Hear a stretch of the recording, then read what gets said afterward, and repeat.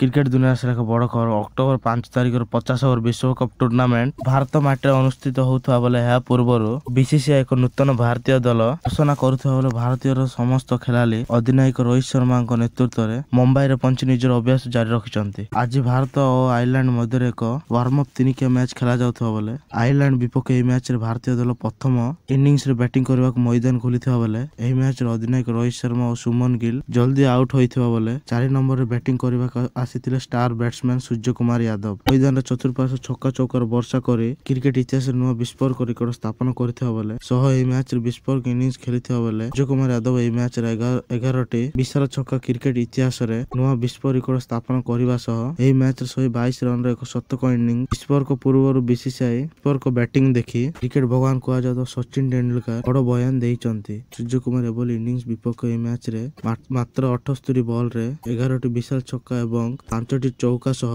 122 run शतक innings बेले भारतीय दल प्रथम इनिंग्स रे सूर्य कुमार बैटिंग व्यक्तित्व भारतीय दल स्कोर 369 रन रे रही भारत आयरलैंड।